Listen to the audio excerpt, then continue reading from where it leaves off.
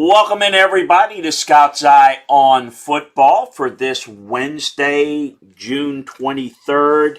I always say this, but a lot to get to today. I'm going to cover a few things that we got on the docket.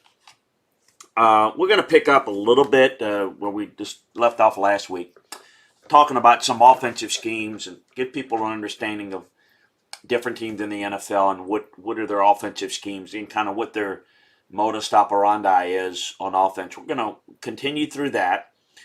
Depending on how much we get through there, in fact, it'll take a while. And it will really depend upon your questions that you want to ask. We always like to involve that. I want to talk a little bit about maybe some key position battles on teams in the NFL. So we'll get to look at that. Got a question about how recruiting is going around the country in terms of team rankings. I think there's people can overreact a little bit too much to that, but we're going to talk about it. We're going to talk about maybe go through each of the leagues and then nationally how things shape up at this stage, but really is more to do with how many commitments you have at this point. So if you got 7 commitments, somebody's got 14, well, it's going to look different. If you're recruiting at the same level, you're not going to be rated as high. And I think you got to look at the quality of who you've gotten committed to this point. And of course, none of it really matters until we get to December. So I'm going to step away just for a second. I'll be right back.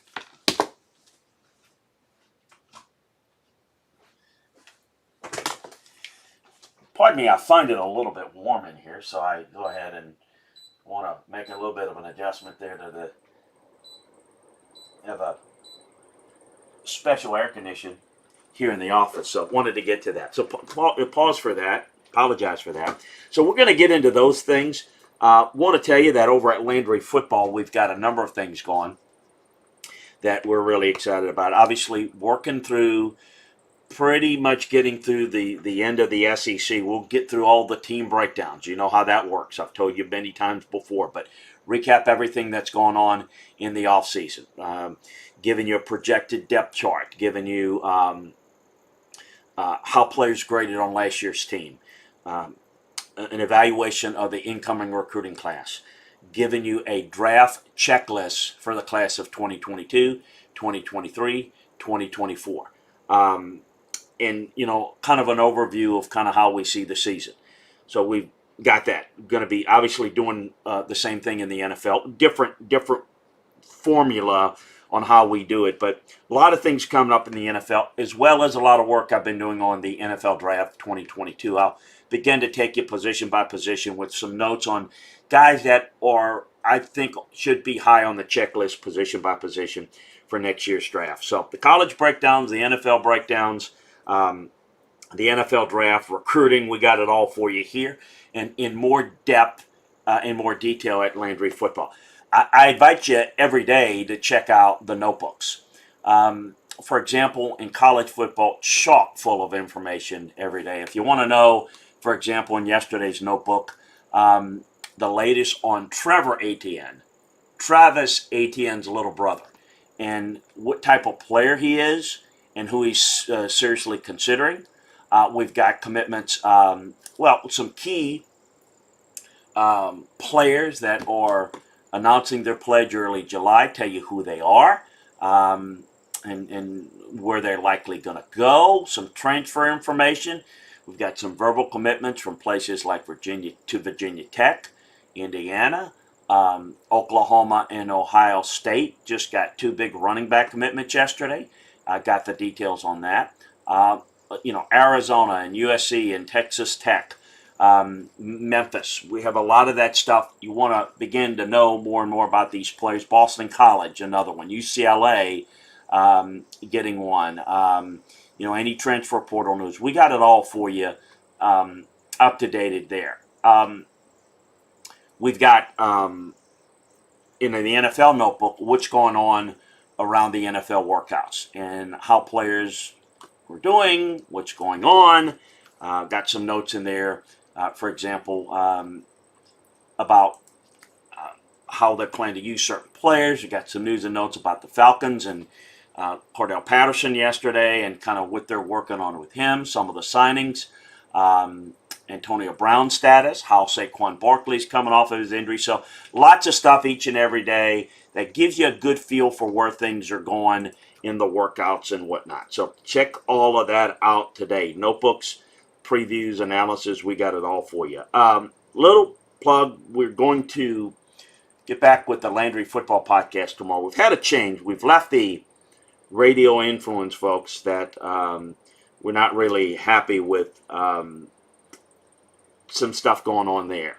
So we are moved on, but we're going to continue the Landry Football Podcast, certainly for now, and we'll see about, how you folks feel about it. We are in the process of changing our relationship with the people that are going to be marketing and promoting our podcast.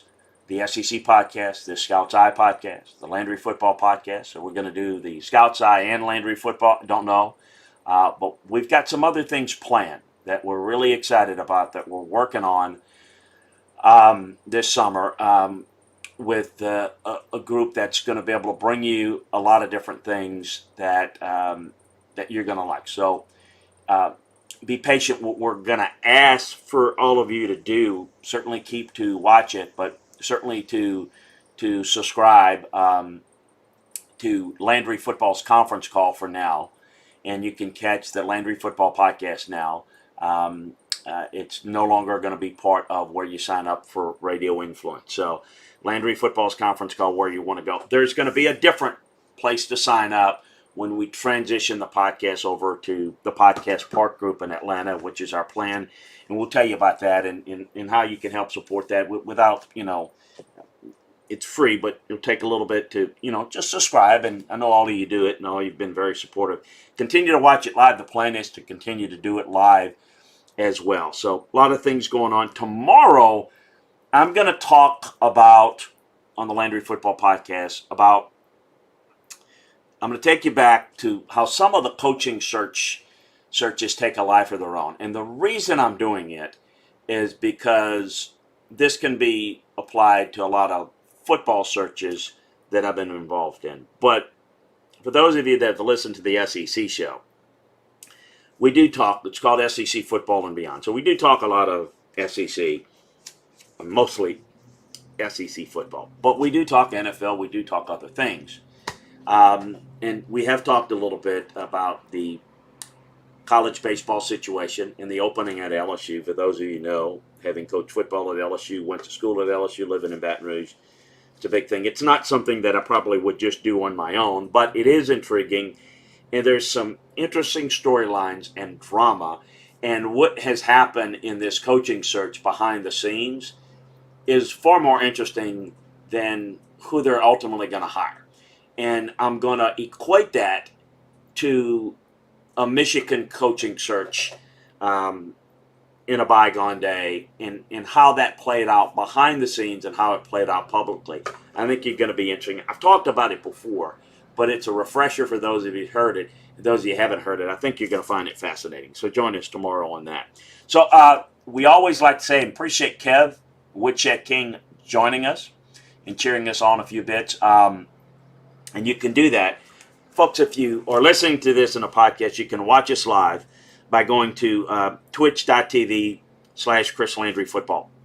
Or just go to LandryFootball.com and click on follow Chris on Twitch. And click on the heart button. Please join us in the chat room. Subscribe to our channel, Chris Landry Football. Great way of supporting what we do. If you're an Amazon Prime member, it's including in your membership. And we appreciate you. It's a great way of supporting what we do and allows you to become a Chris Landry Football insider. So you can subscribe. If you're not an Amazon Prime member, you can subscribe by clicking on the same subscription button and follow the directions there. So please spread the word to your friends there. We are certainly looking to grow with great folks like you. So your questions, we'll take it as we go, and we'll kind of integrate it in as I always do, so be patient. But one of the things we did, and we took you through, I started towards the end of last week's show talking a little bit about the offensive schemes and how NFL teams, each team kind of approaches the offense. We're going to do this on the offense and defensive side for all the teams. We just had a little time. I know we went through the C's, and I purposely did that so I had a reminder that we can start with the D's. So we ended with the Browns, and so we'll start with the D's, and we're going to integrate through that, and then we're going to talk a little bit about that, and we'll see where we go in terms of time and get to a cutoff point. But the Dallas Cowboys is a scheme that's evolving. It's I think what you're going to see them do this year is running the shotgun a little bit more. This has been a team that's been built by their offensive line in the running game around Zeke Elliott. Now, I think that they are evolving a little bit, particularly with Mike McCarthy. They're a big trips formation team, and they were top 5 in the league in running trip sets, 3 wide receiver sides. Michael Gallup is the isolated X receiver on one side, and then CeeDee Lamb lined up in the slot, and Amari Cooper is the Z receiver on the wide side. So they're a big trip set. They feel like they can be more effective throwing it now than in the early stages of Dak. We'll see. They've paid him a ton of money. We'll see where it goes. But they're going to run a lot of outside zone and then play action off of that. That's kind of their modus operandi on offense. Denver is look. They've got a young quarterback in Drew Lock that they've got to hide. They feel like they need to hide. They need to keep everything kind of tailored towards making it a lot of simple reads and keep him away from making the key mistakes across the middle of the field. They're going to try to work outside the numbers a lot. They're going to try to make sure that they keep the ball out of the middle of the field where their turnovers can be at an alarming rate. Denver finished second last year in the deep throw rate. They need to continue to do that. They need to get the safety out of the short area of the field because they've got to be able to run the football. And so they're going to have to throw the football downfield. How much do they go to Teddy Bridgewater? How much does it change if they have to put Teddy in? Teddy can throw deep if he gets a good set in the pocket, but he's not a great arm talent guy. So I think they're going to be interesting in that they have a more cerebral, accurate, but very, very limited physically Teddy Bridgewater, and a more gifted physically Drew Lock that's not as good with his progressions, seeing the field, and keeping the ball out of harm's way. Lock has trouble throwing to receivers on the move. That's a big problem, and that's certainly something that when you run in college, they run a lot of curl routes, a lot of face-up routes, I call it. That's a big difference, and that's part of when people look at things like completion percentage. Well, if you don't know what type of routes they're running, then that's completely out of the window. Drew Lock has trouble throwing to guys on the move, and so it takes the slant route, the skinny post, and it limits its effectiveness, if not eliminates it in some cases. So we'll see how well that develops. Detroit, they were one of the more pass-heavy teams during the Matthew Stafford era. They were a team that got behind a lot, so they had to do that. And then that fit what Matthew wanted to do. That's not what Dan Campbell, Anthony Lynn wants to do, and it's not what you want to do with Jared Goff. Lynn, when he was with the Chargers, threw the ball a lot, but they had Phillip Rivers. When he was with the Bills in 2016 as a coordinator, they were the last at throwing it. So I think those two guys are going to want to be a run-first offense, which is a lot of what Sean McVay did in Los Angeles with Goff, and I think that's what they're going to try to do. The Bills under Lynn like to pull a lot. I think we're probably going to see more heavy outside zone looks for Detroit this year. And I think that'll play well into what they want to do with Goff. Green Bay, Matt LaFleur. It's a modern offense with a quarterback, and again, we know the situation with Aaron Rodgers. But it's a lot of, they like to run, and again, this really is pertinent when you have an elite quarterback, as opposed to a younger guy. You like to run a lot of pre-snap motions, and they do a lot of that. Now, what you do is you kind of undress, for lack of a better term, defensive coverage to identify pre-snap what you're going to do, and that allows quarterback to get an easy read, to read your mail a little bit. But it also, when you run a lot of motion, it really sets up the jet sweep. So those are two reasons why LaFleur likes to run a lot of that. But they were second in running a lot of RPOs. So now they run a lot of screens. So they have a lot of built-in screens, and they've got Davante Adams. So a lot of what they do is a lot of, let's work it, get it in Davante Adams' hands as quick as we can. So everything they do in a lot of that pre-snap motion leads to jet sweeps, and if you get the wrong read, then you can just have the built-in bubble screen. So you've got really, some options pre-snap, and a quarterback that they're very comfortable saying, your call. This is what's built in. You've got basically three directions you could go, and your read will take you to that. They were they throw the football wide. They work a lot of out routes, a lot of go routes. Now, I think if they have to play or they choose to play Jordan Love or whatever happens there, let's address that. Then I think what you're going to see is a lot of under center, not shotgun, and then outside zone and bootlegs, because it gives half-field reads and it helps in that regard. For the Houston Texans, Tim Kelly, coordinator there, David Culley. Quarterback situation is, look, it's Tyrod Taylor's job right now. Don't know that Davis Mills can earn it at some point during the year. But we're talking about two guys, a veteran backup and a young guy in Davis Mills that's probably will be a young backup candidate that, in my opinion, probably will never grade out as a starting caliber quarterback, but could start depending on the situation. They're not going to, they're not going to be able to handle and work in the five protection game that they've used before and let Deshaun Watson bail them out. They can't do that anymore. So they're going to eliminate the quarterback runs, and they're going to have to work heavy on the inside zone. So I think those are going to be key. The team ranked first in inside zone runs last year, so I think a more diverse running attack is where they need to go offensively. Indianapolis,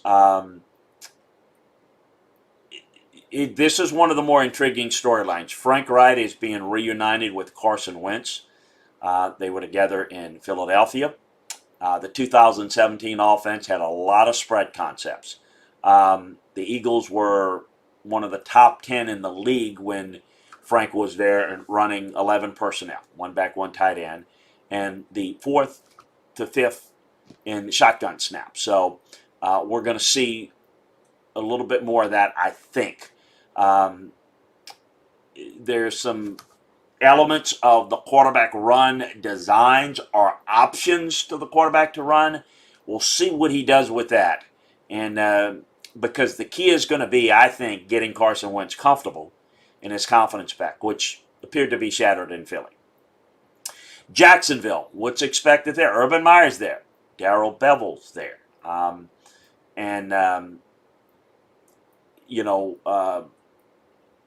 Schottenheimer's there. We're going to see a lot of play action. I I think that we'll see the play fake. I think they're going to boot him.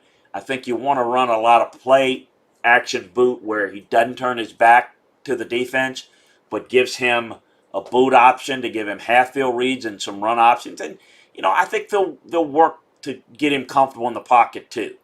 Now, with Schottenheimer was in Seattle with Russell Wilson, they ran a lot more boots, but that's a lot to do with the height of Russell Wilson. With, say, Matthew Stafford, Darrell Bevell worked a lot of the pocket. Well, Matthew's more of a pocket guy. So I think you're going to see a little bit of combination, what makes Trevor Lawrence comfortable. I think Lawrence of the two is more like Stafford, more of a pocket. He's got really good ability to work his body in the pocket. I think play action boots are going to really be a part of what they do. But we're going to see some sideline throws. I think the strength is he can stretch the field sideline to sideline with his arm. So I think you need to work defenses that way. If you can do that, make them have to defend that, then it helps you in the run game. We know the Chiefs' offense is great. You want to know a little bit about conceptually how they do it, schematically how they do it. What they do is, if you're a basketball fan and you followed the Chicago Bulls with the triangle offense, the late Tex Winter designed that for Phil Jackson. It is the Chiefs' offense is based on a weak side triangle. It takes the tight end as the isolated receiver on the backside. And you got trips formation. Have Tyreek Hill as the innermost slot and releasing the running back to the weak side. Okay? So you've got basically Kelsey, the isolated receiver, and then you've got the back to the weak side, and you've got Tyreek Hill as the innermost slot guy. They use the trips formation with the tight end, isolated on the backside more than anyone else in the league. That formation was about 20% of what they did. And it's why it's so difficult. We can talk about scheme all you want. Why don't more people do it? It's not the scheme. It is the talent. It is the ingredient. And if you got the choice ingredients, and then you've got the great chef to use the right seasoning, that's what makes it so difficult. So, what do you do it defensively? You got to make some decisions, pick your poison, if you will. If you got two of the top players at their position, they're creating a high-low and side-to-side stretching of the defense. Okay? So you've got a high-low stretch, a horizontal stretch, a vertical stretch, a horizontal stretch. You've got to make some decisions. So it spreads people out because you have to defend the seam, you have to defend the back horizontally, and then, oh, by the way, they've got this quarterback that can roll out, extend a play. When all else breaks down, he can throw it underhanded, sidearm, backwards between his legs. We talked about RPOs in some of what Green Bay runs. They're a top 5. The number 1 RPO team is the Chiefs. And the post-snap RPOs, which Mahomes pulls down to throw downfield routes, that's the best they've seen. That's the best that it is in the league. It's the most effective. So no question about it.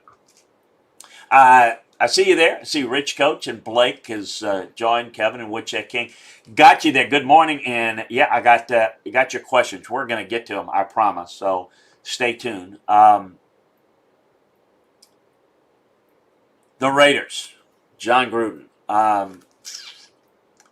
A lot of what Gruden still likes to do with everything is still, it's kind of like the base of what he believes in is West Coast derivatives.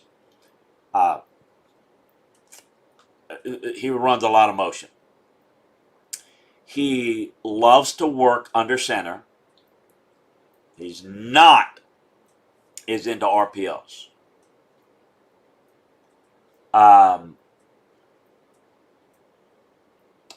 play action, the use of play actions, they're below the middle of the pack. But their deep pass rate took a big time shift. 2 years they threw with before Gruden got there, they were in the lower tier of deep ball chunk shots. They've changed that. It was a top 10 deep ball chunk shots this past year.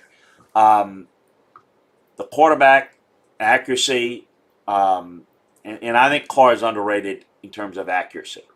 And he's helped the Raiders, produce some of the best yard after catch reception. If you see yard after catch success, everybody says, "Boy, that's great in a receiver." When you break down tape, yeah, you can see on a screen, the screen a guy make plays. Boy, run after catch, you think guy that has speed, make you miss ability, power to break tackles, right? The quarterback's accuracy is pivotal. Getting the ball out on time on screens, getting the ball 6 inches in front on a slant route. That's the difference between breaking a tackle and getting tackled.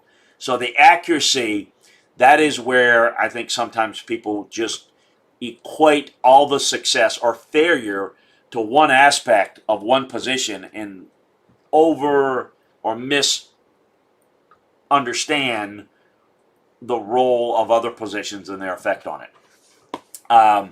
The running game, there's a lot of inside zone split that they run. That's Gruden's,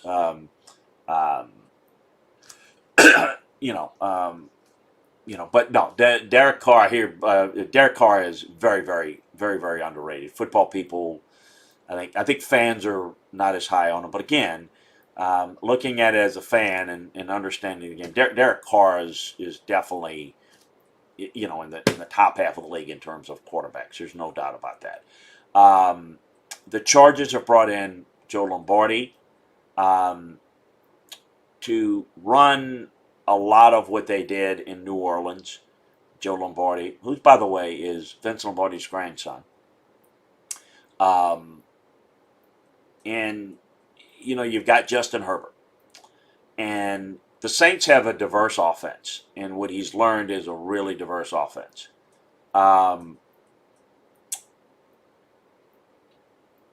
They have a unique running game. Now, Herbert really progressed and played well. He's not as good at throwing over the middle of the field and around linebackers, but he's got a big arm, and he can go deep. So the Saints haven't done that.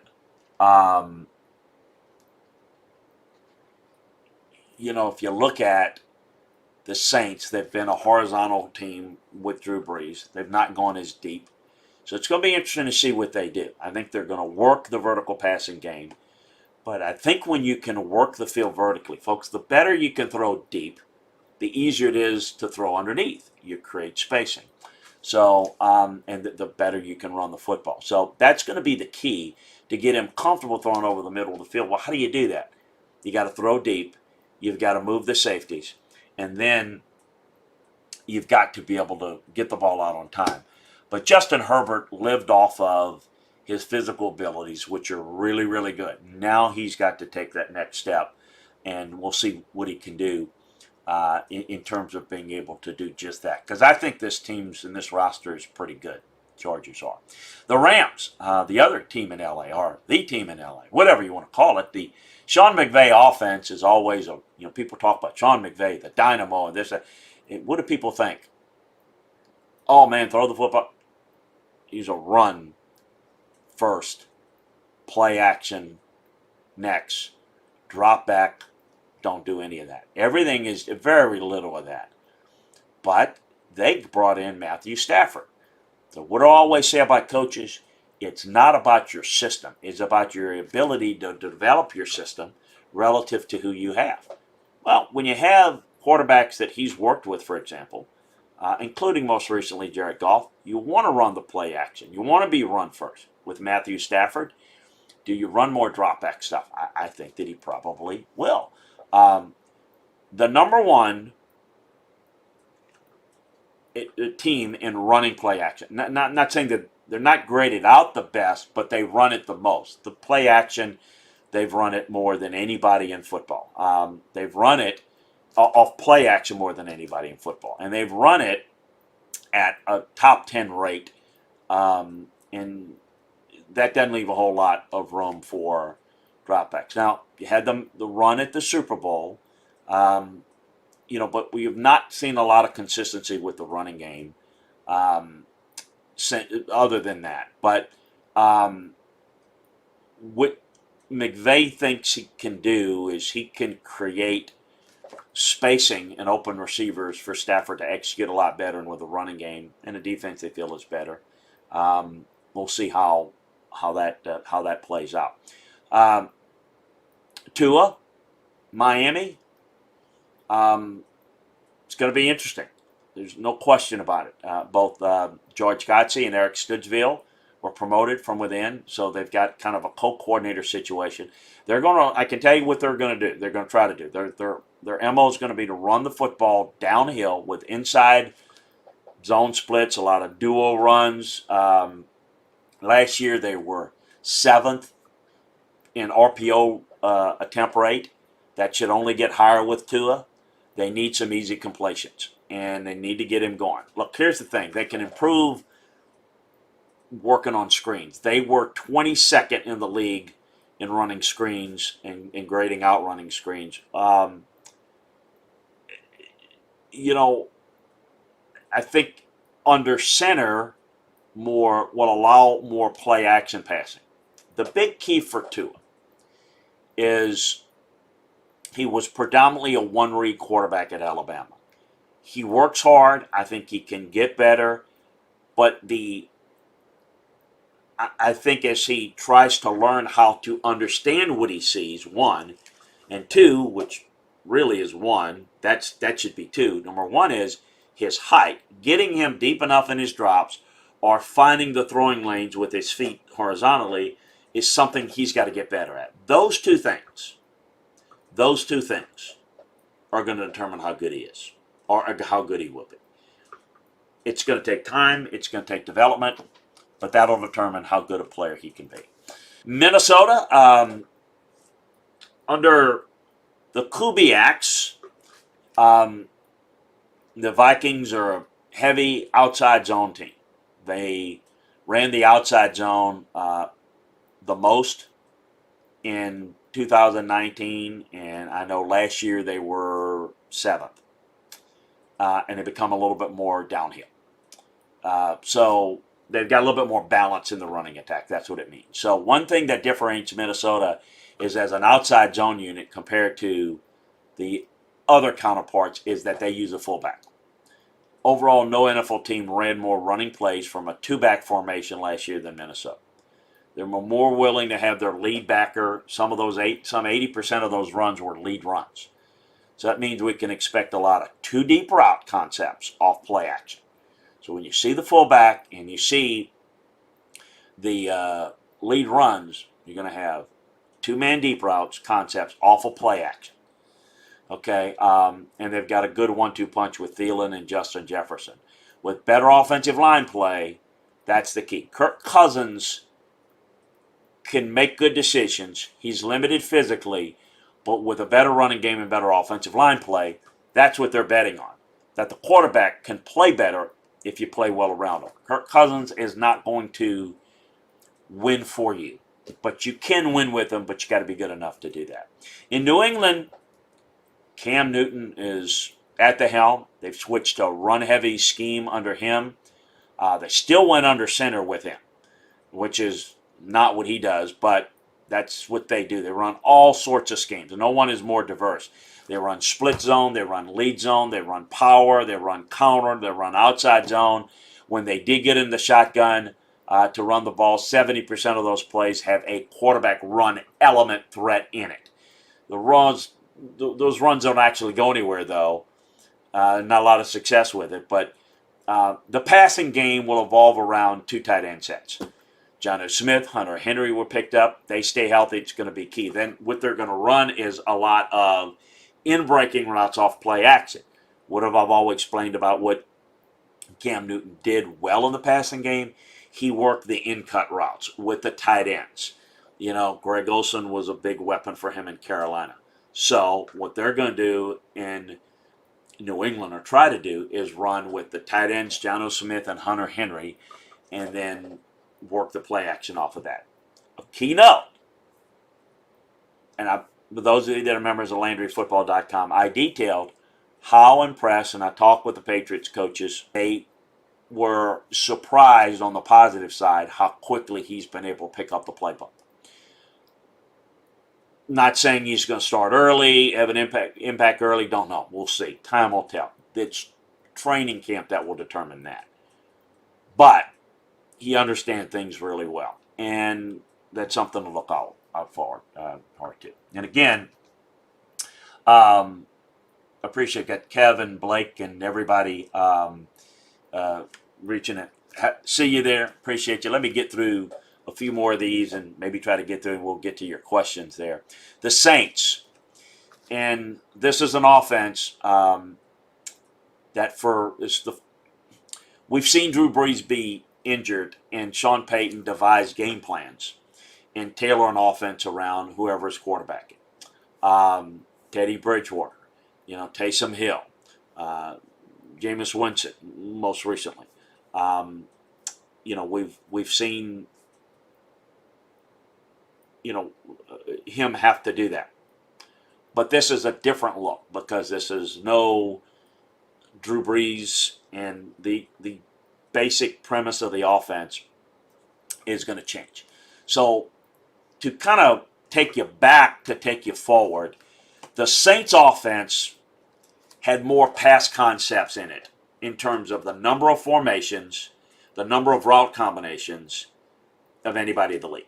They had more than Kansas City, more than anybody. They had more of that in the playbook than anybody.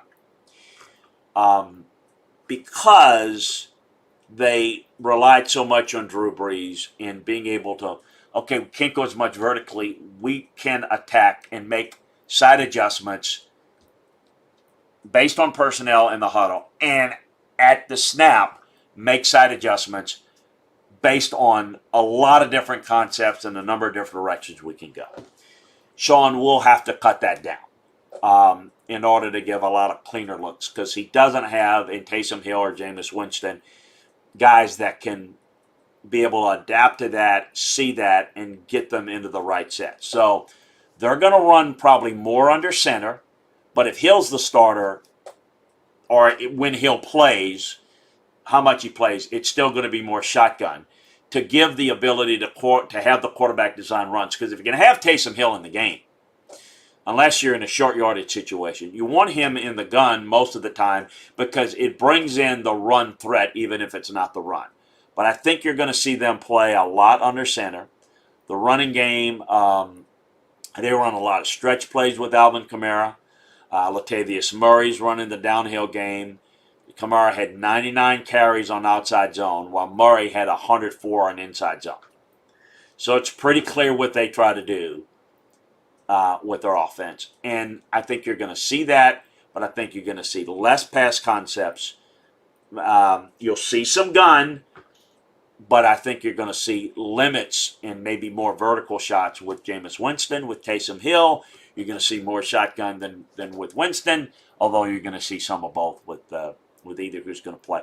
I expect it's Winston's job to lose, and then Taysom Hill, that's the plan. If Taysom Hill has to start, it's going to look more like, the Ravens offense than anything else, with a good quarterback in Taysom Hill, but not quite the dynamic athlete that Lamar Jackson is, but certainly be very, very limited as a passing offense with Taysom Hill.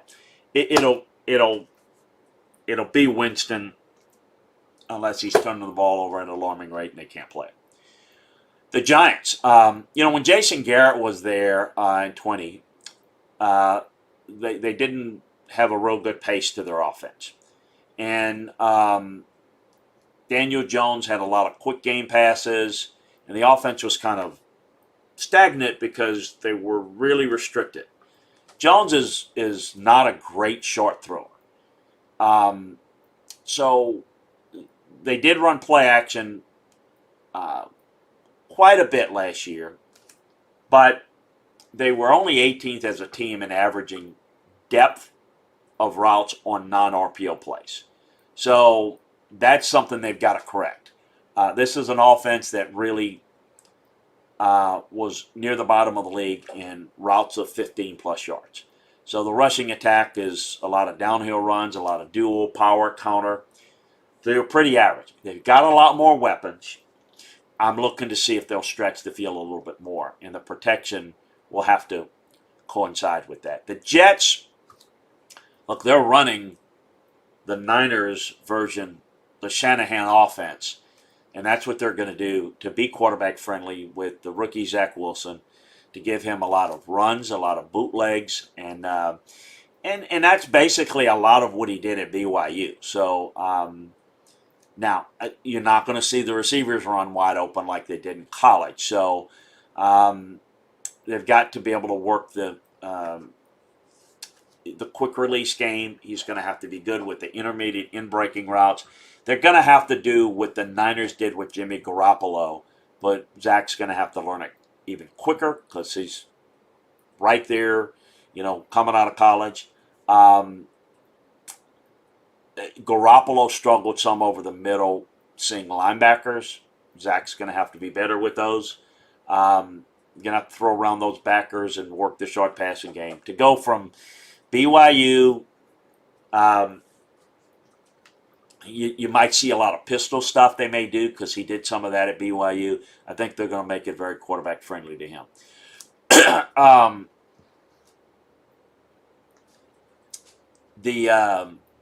The Eagles are going to figure out a way to craft an offense for Jalen Hurts. Got real concerns about this offense with Jalen. Nick Sirianni comes in, worked under Frank Reich.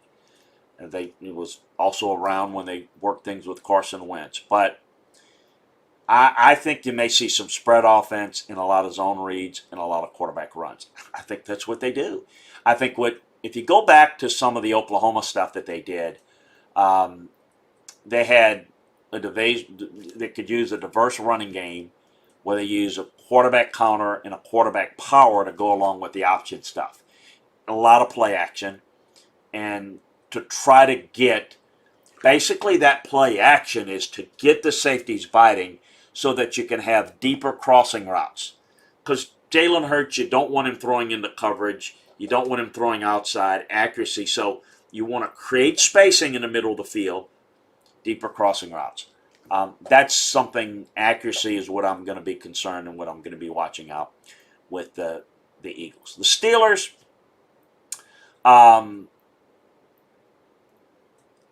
Matt Canada has got a unique spin. I'm curious to see what he's going to do with Ben Roethlisberger. It's going to be to his comfort level. But the Steelers played in the shotgun.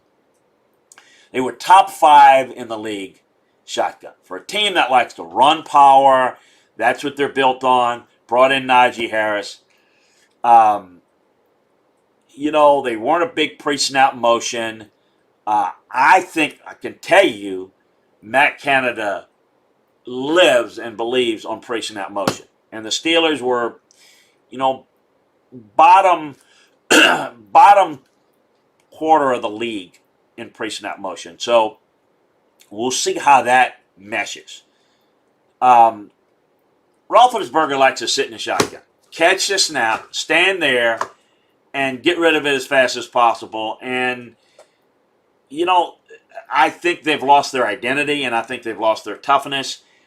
I think they need to run the football more. I think he needs to be under center more. I think that he's going to have some influence in the offense.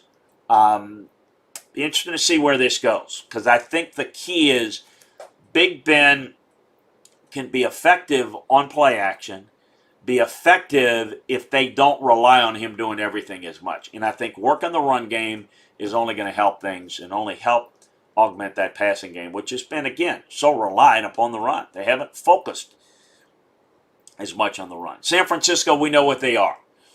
Kyle Shanahan is an outside zone team. That was, his dad, Mike, was the originators of the offense. but he's involved. Remember what I say, you don't take a scheme. You develop a scheme and you modify your scheme. You build off the scheme. Football coaching is a game of constant adjustment. Bring the thinkers, not the guys that I'm bringing this scheme. Because when you bring that scheme and that scheme needs to be modified and be adjusted, and you don't have the ability to do it, you got nothing. You got nothing. Well, boy, it used to work. Why doesn't it work? Because he's not able to adjust to it. Well, why can't he do it? Because he only knows what he brought in, and he can't modify what he brought in. So he's stuck with it. So what works really, really good doesn't last if you don't modify. Kyle Shanahan used a fullback more than his dad's teams did. Kyle Juszczyk is probably the best utilized, and certainly one of the best, most complete fullbacks in the league, and he runs more counters than the base run scheme. So like 40% of the Niners' offense is either 21 personnel or 22 personnel. 2 backs, 1 tight end, 2 backs, 2 tight ends. With outside zone making up about 36% of their run game the past 2 seasons, that's a top 5 in the league. I mean, that's what they do. Now, they also rank top 10 in power and counter run. Now, as Trey Lance becomes a starter, whenever that is, this year, whatever, and I think you may see some of it this year, we're going to see more quarterback design runs in the mix. Seattle, Schottenheimer has been moved out in favor of Shane Waldron, who they got from Sean McVay's staff with the Rams. And, Waldron not going to come in and run the Rams offense, because what worked there is a little bit more structured, and Russell Wilson is not a structure type. He's more of a playmaker type quarterback. So, there again, Shane brought in hopefully for his ability to adapt and adjust and not bring in a system. The Seahawks have become a heavy outside zone team. I think if you look at marrying the boot action to the run scheme, that won't change. Wilson, if you look at it, as they've gone to become more outside zone, they really became a top 10 run team. Now, if you take the run scheme and get the boot action, that the run scheme is not going to be changed or affected, Wilson excels when he gets outside the pocket. So now what I think we'll see is if you see more of the in-breaking routes, then that's not quite the ideal fit of what Wilson can do well. Wilson does not want to throw to the middle of the field. So that's what the Rams offense is built towards. So interesting. Watch the Seahawks and see how many, and we'll break it down for you. Do they try to go to the middle of the field a little bit more and kind of challenge Russell Wilson's comfort zone, or do they try to work around him? That's going to be the key there. Tampa, not going to see a whole lot different from what the Bucs are. What are they? It's Arians' offense. Leftwich runs it. This is a downhill running attack that creates double teams. They have the running back cut off the linebacker, movement in open space. They generated the 4th highest rate of rushes when the running back made the cut away from the initial path. So there are a lot of, they cut off the linebacker. So it's not a design run. It's the back has to make the decision. The play action game comes off the run. And those are where the deep vertical shots. You got play action, you got the linebackers bite, you got Brady can set his feet, and Brady had the 2nd highest average depth of target on play actions of anybody in the league last year. Again, you can throw deep with your legs if you can set your feet. It's not an arm talent issue, it's a leg talent issue if you can set your feet. So they're not going to depart from this. You won't see outside zone or RPO. That's what they are, that's what they do. Finally, the last couple of teams, and we'll get to your questions here. The Titans are making a big change, losing Arthur Smith to the Falcons. But this offense is not going to change a whole lot under Todd Dowling. Over 1/3 of the Titans' passes were off play action, and that shouldn't change. Running the ball of their outside zone scheme is going to be predominantly what they do. That's going to stay the same. We should see a shift away from the heavy dose of the running game, though. With Julio Jones and A.J. Brown, they've got two of the best in-breaking route runners in the game.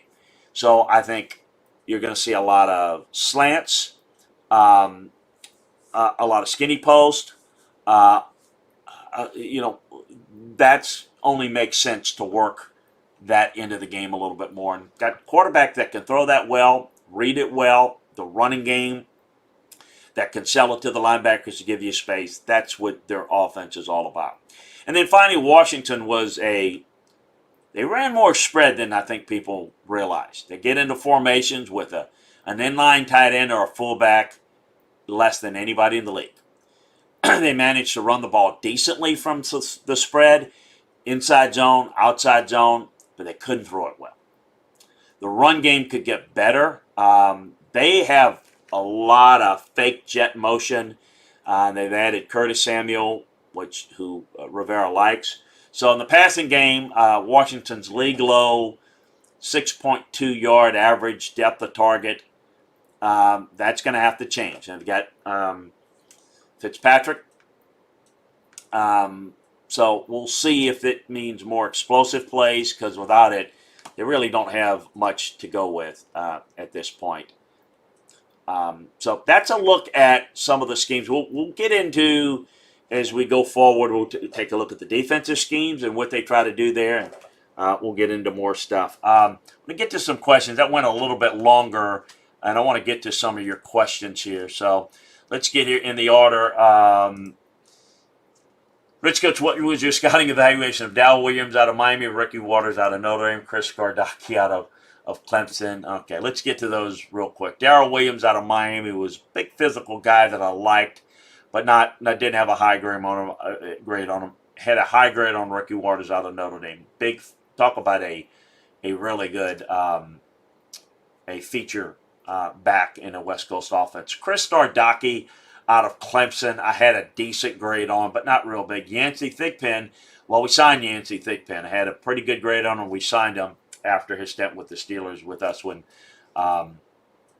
with the Titans. Blake says, did you see Mississippi State's comeback beat Virginia last night? Wow, what a game. Yeah, Blake, I did watch it. It looked like Virginia was taking control of it.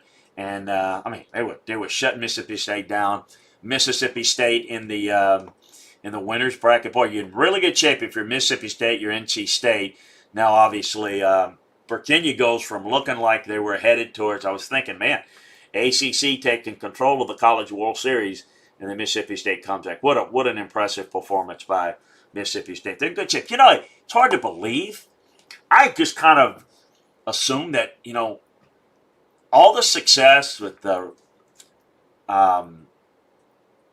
Mississippi State's had with Ron Pope, you think they've not won a College World Series. You kind of think at some point they did. You think about the Will Clark and Palmera. You think that they never won it. So interesting to see. Maybe it's after all those years, maybe it's their year. So yeah, some good thoughts. What are your thoughts on the U.S. Open golf? Rich Coates asked. Really impressed with Jon Rahm. My thoughts are as good as these guys, and I get what DeChambeau's doing. I get what McIlroy's doing. If you can't get up and down consistently, you can't make putts. It's going to be the deciding factor, and that was the deciding factor with Jon Rahm. Mahomes is finesse, whereas Dak can run over a linebacker. I don't know. Well, Mahomes is definitely more athletic and can make him miss more, and Dak is a little bit more of a bigger guy. But Mahomes is much more dangerous as a passer. Carr is one of the worst quarterbacks in the league. Yeah, no, Blake. That's no. They can't. Props to the Raiders defensive lineman for coming out, though. Now the top selling jersey in all of America. Okay. Your thoughts on the Supreme... Kev Belargo says, your thoughts on the Supreme Court's Justice Brett Kavanaugh written opinion that NC business model would be illegal if applied to any other businesses. I trust his legal acumen on that. I understand what that means if you think about it. Look, Kevin, everybody, we all know this. Once you start to make this a for-profit business focused first, everybody's going to want theirs, right? Once you, big TV money, big gate money, all the money spent on facilities, all the money spent to coaches, everybody's going to want theirs, right? We knew we were headed this way. We all knew we were headed this way. So I think the NCAA could have done things years ago to make this a little better and to maybe not stop this, but maybe kind of hold it off a little. The dam is broken, and changes are massively coming. Playoffs, more teams in the playoffs, money focused, name, image, and likeness. God knows who's going to control that, how we're going to control it. They're going to just do what the hell you want to do. I mean, it's going to be interesting. It's going to be real interesting to see how it goes. Blake asks, can you touch on the Eagles losing their last game on purpose? Do you think cost their head coach a job? And was no? Well, I mean, in a direct way, yeah, it did. The head coach didn't want to do that. That came from the front office. So it wasn't like the head coach is going to lose that's not what the players or the coaches wanted. I think it was pretty obvious some of the decisions came down from somebody other than the head coach. And I think that animosity over that and other things led to it. Remember, they've got a general manager in Philly that's not a football guy. And his main title is, vice president in charge of taking credit and shifting blame.